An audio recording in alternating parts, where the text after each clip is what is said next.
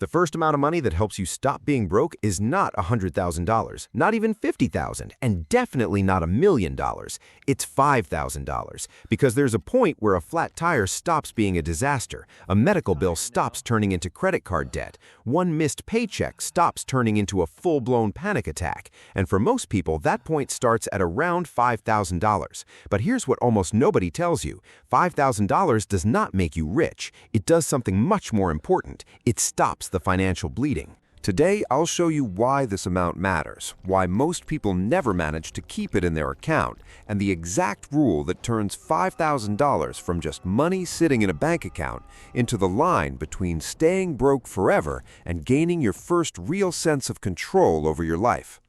And closer to the end, I'll show you one mistake people make right after they reach $5,000, the same mistake that sends them straight back to zero. Imagine this. You get paid on Friday, and for about 6 hours, you feel rich. Your checking account finally looks alive again. Rent is paid, groceries are bought, and maybe you even tell yourself, okay, this month is going to be different. Then Monday comes. Your car insurance gets charged. Your phone bill gets charged. A subscription you forgot about gets charged.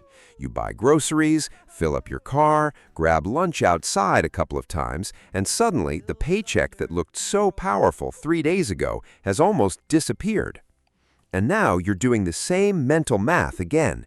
Can I afford this? Should I put it on a credit card? Maybe this can wait until the next paycheck. What if something breaks? This is what being broke actually feels like. It's not always unemployment. It's not zero income. Sometimes being broke means earning decent money, but having no financial space between your life and the next problem. A lot of people think the problem is income, and sometimes that's true. But for millions of people, the real problem is different. Every small, unexpected expense triggers a chain reaction. Your tire blows out. The repair costs $280, but you don't have $280. So the credit card comes out. The credit card balance grows. Now the minimum payment gets bigger. Next month gets even tighter. Now you skip saving again. And 2 months later, you're not broke because of the tire, you're broke because the tire started a domino effect. That's why the first goal is not to become rich. The first goal is to stop falling back to zero every single time. And that is where the $5,000 rule comes in. Now you might be thinking, why exactly $5,000? Why not $1,000? Why not $10,000? Why not just 3 months of expenses? Here's the difference. $1,000 is a starter emergency fund. It's useful and it's better than nothing. It can cover a small repair, a minor bill, maybe a couple of bad weeks. But $1,000 does not fully change your psychology because deep down you understand that one real problem can wipe out that amount instantly. A $10,000 cushion is stronger. It gives you real breathing room. But for many people starting from zero, $10,000 feels so far away that they never even begin. That's why $5,000 is so powerful. It sits right in the middle. It is large enough to protect you from most ordinary financial hits, but it is reachable enough for you to believe you can actually get there. Think about what $5,000 can realistically handle: a car repair, a medical deductible, an emergency flight because of a family situation, a broken laptop if you need it for work, a rent gap, a few weeks between jobs, an insurance issue, an unexpected tax bill. It will not protect you from everything, and it is not magic, but it does protect you from the everyday disasters that keep people trapped in the cycle of being broke. And the real power here is not only mathematical, it is psychological. When you have $147 in your account, every problem feels personal. Every bill feels like an attack. Every email from your landlord, your bank, or your insurance company feels like bad news. But when you have an untouched $5,000 sitting there, something changes. The problem is still annoying, but it no longer feels life-threatening. The difference between panic and irritation is the beginning of financial stability. Here's what most people misunderstand.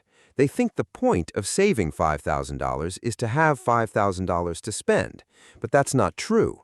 The point of saving $5,000 is to become the kind of person who does not need to spend that money unless something truly important happens.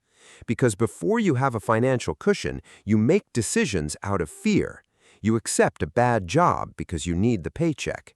You accept a terrible schedule because you can't risk losing hours. You stay on an expensive phone plan because switching feels too complicated.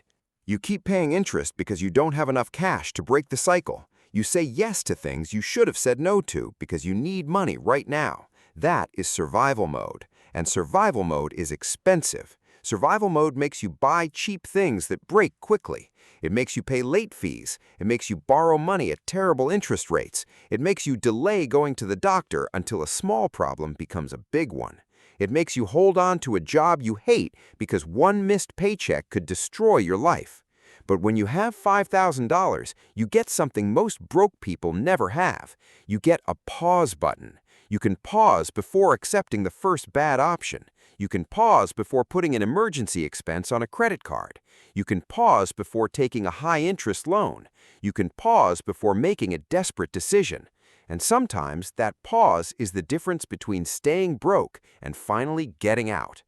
But the most important part is still ahead, because $5,000 only works if you follow one rule. Without that rule, this money disappears faster than you think.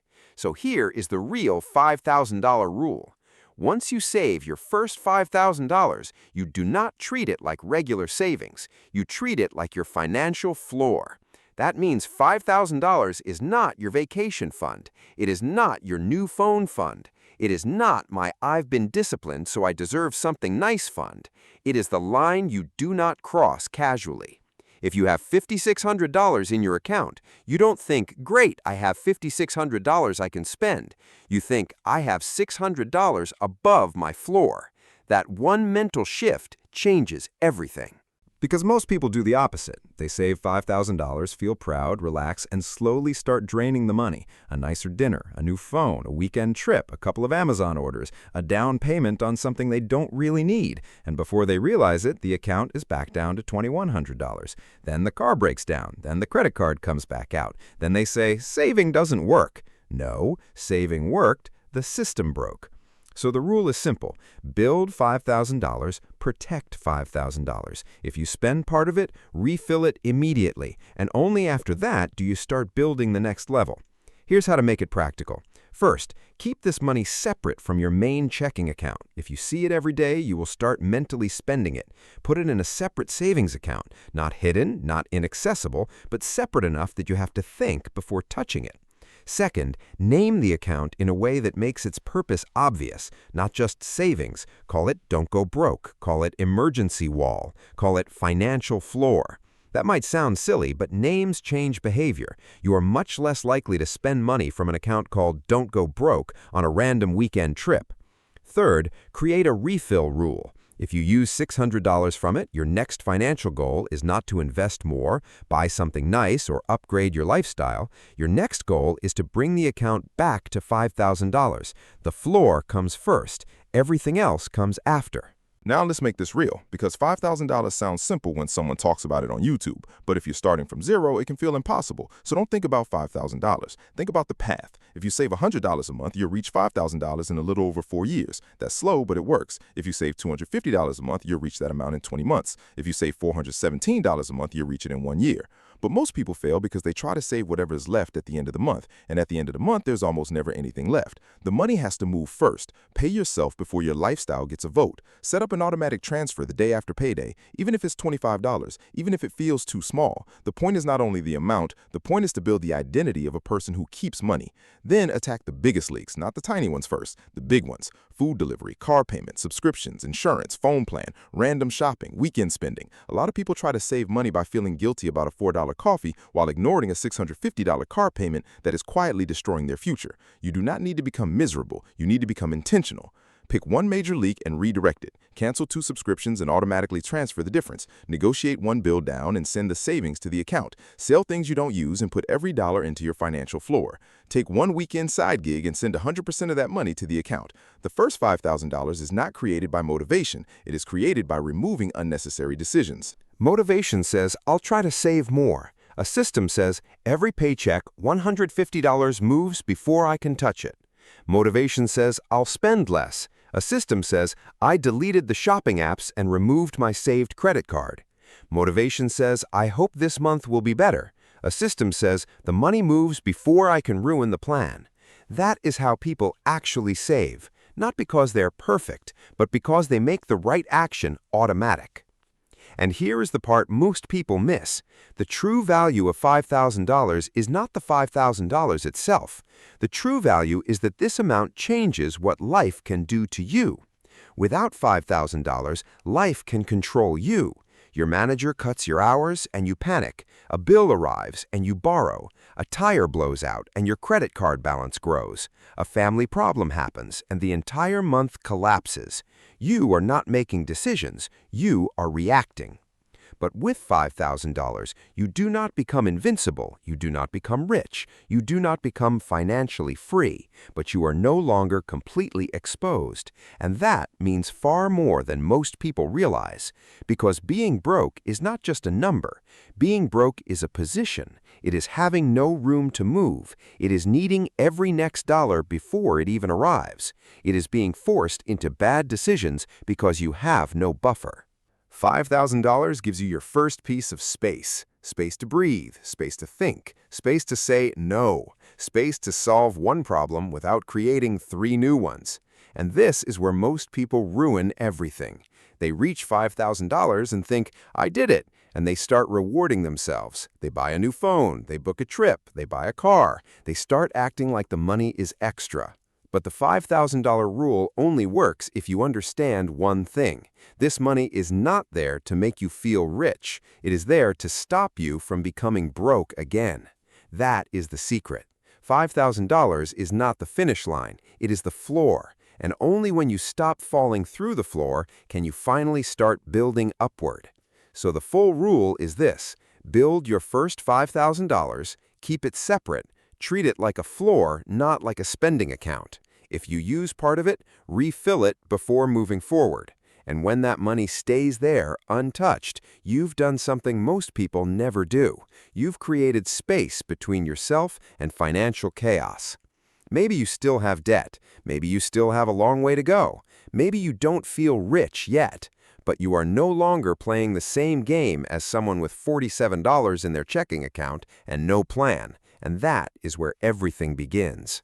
If this video helped you see money differently, subscribe, because on this channel, we break down simple financial rules that quietly change your entire life.